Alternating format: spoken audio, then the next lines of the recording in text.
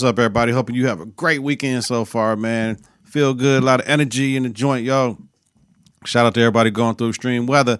Hoping that y'all stay cool. Just get your mindset together how different it is when it's colder outside for those in the northern part of the hemisphere, when it's winter for us, and down south in the southern part right now, when y'all coming through y'all winter, finna go into spring.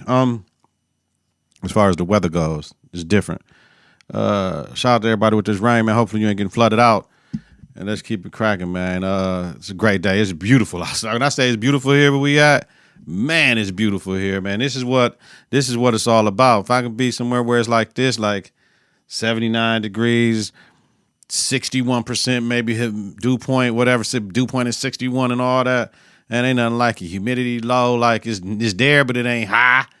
It's all right, y'all. So you already know, man. Let's jump into NBA. What's been cracking the last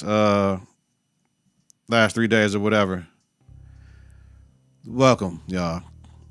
Episode 328 of the Confidence in the Klutch podcast with Donald Nelson on the Confidence in the Klutch network. Shout out to everybody on YouTube watching. Click the bell for notifications on new content when your boy drop. Ready. Jalen Brown on Wednesday had his press conference and he talked about generational wealth and want to build it up for the black community. I love that. He want to bring Black Wall Street to Boston. You know, Black Wall Street was in a lot of black towns in the early 1900s where black people were able to do for themselves and create their own businesses and banks and lend each other money and do all that. And of course, the poor whites didn't like it. Other whites didn't like it and burnt a lot of them places down, murdered a lot of blacks. So he's trying to get back to that mind state of doing for self. And that's what he wanted to bring to Boston, Massachusetts. And he also was talking about closing the wealth disparity / gap in Boston. I appreciate that, man. He wants to try to put people in a position for them to be bosses, for them to aspire to want to be business owners instead of being working for the business. You know, we talk about ownership when it comes to people going to school in college and shit. When we send a lot of people to college, we send them to college to be workers. You know what I mean? Unless you get a trade. You get a trade, you're able to turn that into being a owner of something, possibly down the line. Now, there are things you can go and become, like say, for instance, if you go into psychology and go get your master's or your PhD or whatever, you open up your own practice and have people up under you, that's something different. But we're talking about most of the people that go to college and get these 4 years and these masters and all this, they going for all that to work for somebody. So I appreciate that. The thinking of bringing entrepreneurship, you know, I'm reading all the way into this shit, bringing entrepreneurship to our children along with furthering that education to get all of that. Don't just settle on one, get all that shit. You know what I'm saying? Get all of it. So let's do what we got to do. So I salute Jalen Brown for that. Thank you.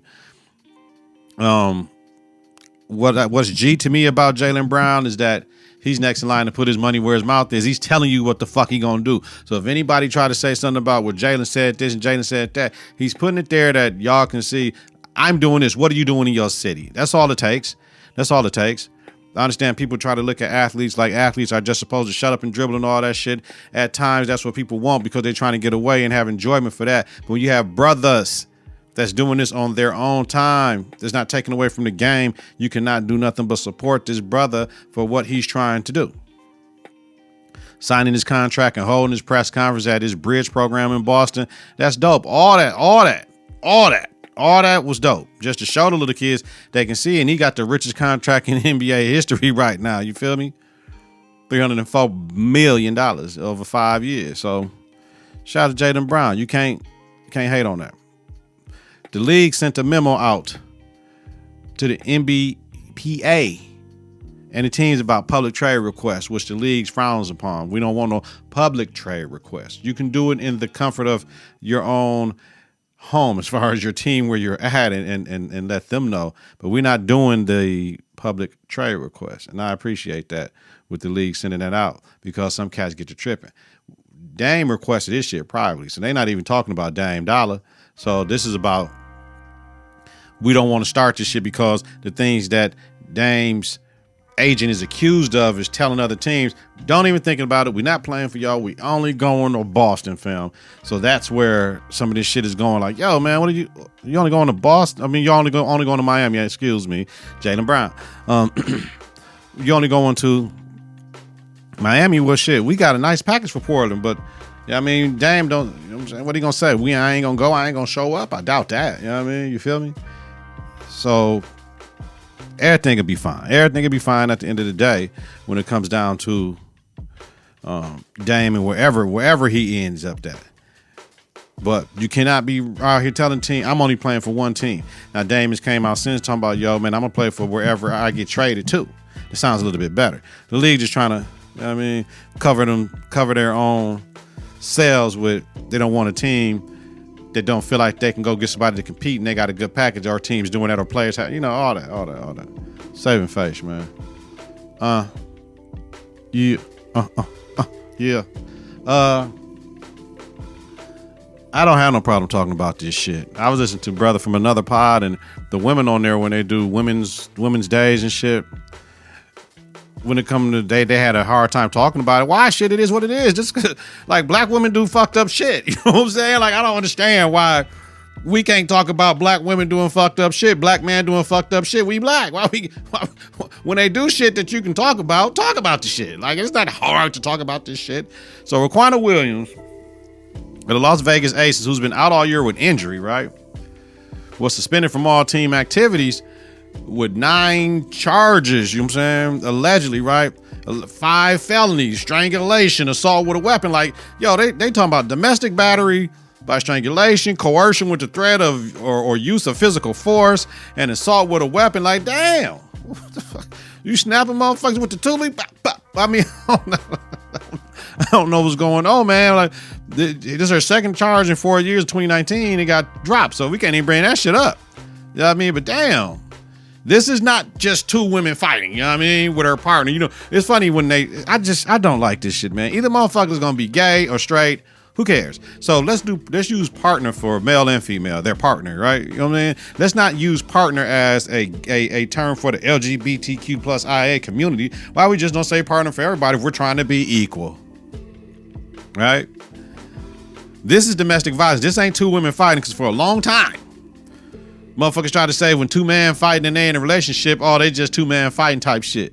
Or when women get into a in a relationship, oh, it's just 2 girls fighting. Let them, no, motherfucker, that's domestic violence. Oh, shit, I done seen some of the worst fights happen between same-sex couples. Shit, especially being in the education field. Shit, it go crazy, yo. Some of the most abusive shit I've seen from same-sex couples. You know what I mean? This is not a Las Vegas Aces problem.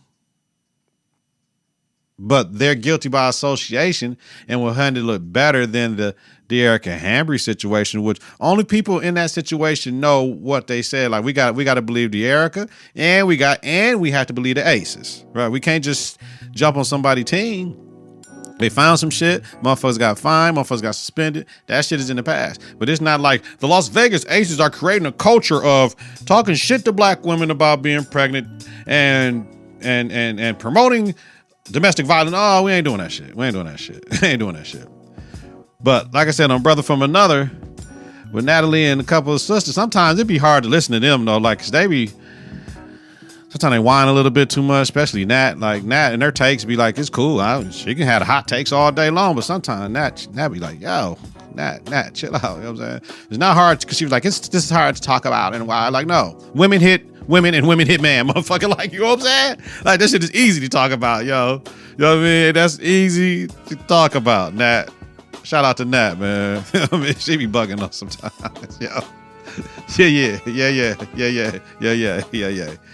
My main man, Bomani Jones, man, reportedly will not have his contract renewed by ESPN at the end of this month in 2 more motherfucking days. Now, the contract will expire on July 31st. So in July, HBO publicly stated that Game Theory, his HBO show, will not be renewed for a 3rd season. It was canceled. All right. How many motherfuckers you know got an HBO show that was canceled? That's all that matters. They got 2 seasons out the bitch. Salute. You know what I'm saying? To me, Bomani Jones is the realest motherfucker in the sports media landscape. For me. He's a thinker, a brilliant fucking thinker, an orator. He talk that shit. He ain't scared to talk about black people shit. He ain't scared to call white people out, call anybody out. And he give you a higher level of fucking thinking. You know what I mean? Like, he be taking shit where it need to go. And his podcast, from the beginning to the end, The Right Time with Bomani Jones, is so intricately put together that he's giving you some of everything. And he just don't talk about boom, boom, boom, boom, boom. He give you his opinion on what the fuck happened. Like, we ain't just talking about the shit. We talking about it at a deeper level, and that's why I respect Bomani. You know what I mean? Like, I would aspire to make Confidence and Klutch podcast a little bit like that, where we're going to talk about some shit that's current, but we're going to delve a little bit deeper into the shit, right? So I appreciate Bomani, Jaden and Jacoby, always. Like, you know what I'm saying? Jaden and Jacoby Pie. Like when they take these shows and put them on the podcast as a TV show, I do that so I ain't got to sit down and watch TV all that goddamn time, because I listen at 1.8 speed. So Right Time with Bomani Jones is a podcast. Ain't no TV for that shit. Jaden and Jacoby, before that shit was a TV show, it was a podcast. So those two right there, man, fire. Always, always, always for me. So this is finna set up some really intense negotiations, because I know Bo gonna be straight. Bo already tweeting like, I'm gonna be straight, don't worry about it. The Right Time with Bomani Jones going in, so I hope ESPN let him take that, because I believe he said The Right Time with Bomani Jones was a radio show before he brought it to ESPN or some shit like that. He always got his shit to because he had the Morning Jones or whatever, and he did. So now he got once became on ESPN on their personality. So now he got he had the Evening Jones and shit. Now he has is it the Evening Jones? That's the shit he got, right? Yeah. That shit where he just be in his crib talking crazy. Motherfuckers got they be in there, man. That's a different Bo. I like that Bo too. On there. So Bo gonna be straight, man. That's my man. ESPN, who the fuck y'all gonna have, man? Listen. Some great free agents in the sports media landscape right now. Hey, BET, step the fuck up and get a sports division. A real one, right? And y'all run some numbers up to these brothers and let them come over here and make BET. Like, get this talent, BET. Why not? You know what I mean? If my man has the shit and got creative control and Viacom ain't no more involved in the shit, run that shit up, BET, and get these brothers over there. If they don't want to do it, Tidal, Apple, Amazon, whatever fuck Puffy doing over there, Revolt, whatever y'all want to do, it's enough brothers out here that y'all can pay to do some shit and make that shit fire. For real. I mean, Bo took a pay cut from $2 million to $1 million in his last contract, so, but like you said, he ain't going nowhere. His shit is like his podcast is just changing to a new label. Death Row, motherfucker. You know what I mean? All right. Moving on. This is the last time I will talk about Carlee. Carlee was arrested on Friday and charged with 2 misdemeanors for making false statements to police, right? Punishable by up to 1 year in jail for both charges. False reporting to law enforcement authorities and falsely reporting the incident. Now, I said last pod, I don't want the sister to go to jail. I need her to be fined, to send a message to her that there were other alternatives to do besides what she did, because she got everybody hearts and emotions into looking for this girl, and they shut down and tried to find this woman, right? It was poorly thought out, and she could just ask for help, right? Whatever she's dealing with, just ask for help. It's okay. I don't want her in jail over the shit, though. But when you play stupid games, you win stupid prizes. So therefore, if you want to do that and she got to go sit for a minute, this hopefully will prevent somebody else from doing this for whatever reason they think they got to do it for. That's the key. There's always somebody watching your ass. So the sheriff was talking about he wanted a more severe charge, but these are the maximum the law allows. What does that say? What does that say? Now, we can make this a white and black thing. White women do this shit. Everybody do this shit. But this is a national story because of the story and how it went down. So we know they're going to take it serious next time.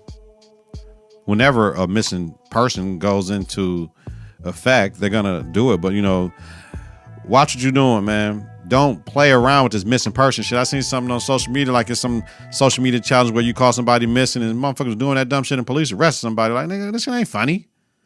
Fuck with us, don't pass with our time. No, people don't get to messing with the police time. We need the police to react to shit that's going on. They don't stop crime. They don't stop violence unless it's right there happening in front of them. They react to the shit. You know what I mean? And try to figure out what the fuck happened. Shit. Law enforcement say other searches on her phone were concerning. So we know she has some mental health, probably wondering if, you know what I'm saying, whatever it is, trying to get that man back. So like I said, all I know is if you play stupid games, you win stupid prizes. So shout out to everybody. But that's the last time we done with Carlee shit. All right. Quick one. Bah. I'm no doctor. But Mitch McConnell looked like he had a small seizure up there. Let me know in the comments. Yo, all the Ice Cube hate. Can I ask you a question about yourself? Can you change your opinion? Yes. Can your viewpoint change on some shit that you had a different viewpoint on that may have made you an outcast? Yes. Can you talk to whoever the fuck you want to when you want to talk to them? Yes. Can you control what others do, say, or think? No. So, the man has done more for the culture and has been a frontline major player in the game with this blackness for decades. Everything is a conversation, and the conversation with Tucker Carlson was just that. There's a time and place for everything. So even if he did fumble the ball, shit, he got so many touchdowns, he can't fumble the ball. Check yourself, y'all.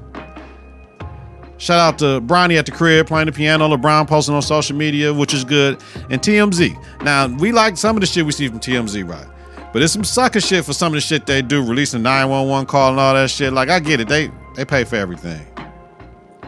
That was sucker shit, though. Spence versus Crawford tonight, Saturday. Spence in interviews sounds confident as fuck and talking shit a little bit. I ain't never heard him like this.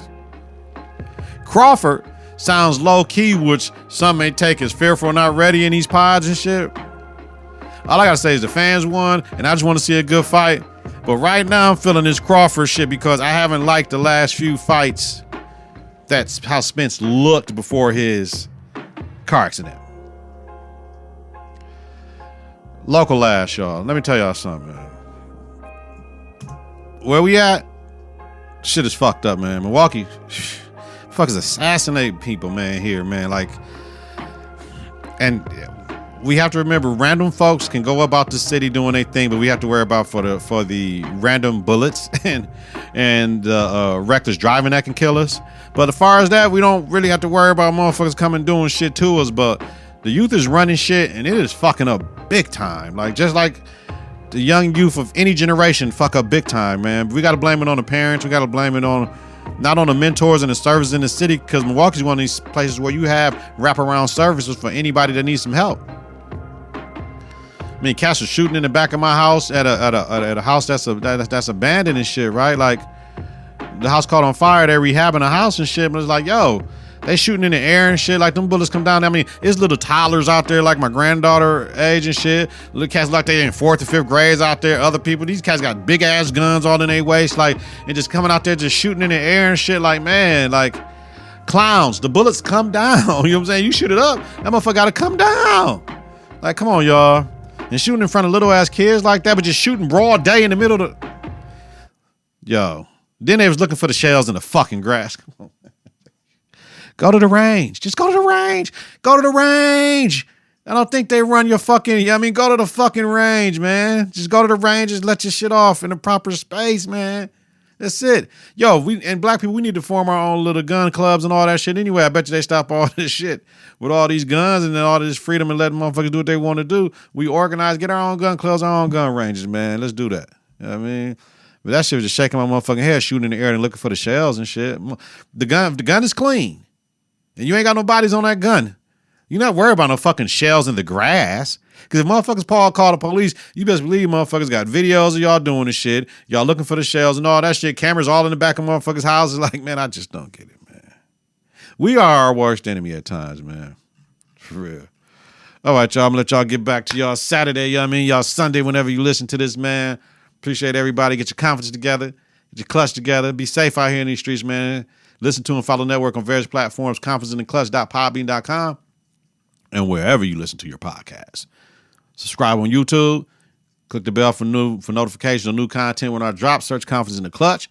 Follow, share, rate, and review is important. Follow us on Twitter and Instagram at KITK. Visit us on Facebook at Confidence in the Clutch, man. Bi-weekly. Donald Nelson, D-Nell, Dizzle, Deezy, Deezos, Don P, Don D, Donrilla. Host the Confidence in the Clutch podcast with Donald Nelson. Confidence in the Clutch podcast about sports, entertainment, music, culture, religion, politics, and society. Have a safe and healthy night. If you listen during the daytime, credit grade day on purpose, y'all. We up out this joint, man. Peace. 3, 2, 1. Confidence on 3 and the Clutch on 6. 1, 2, 3. Confidence. 4, 5, 6. In the Clutch. Confidence in the Clutch.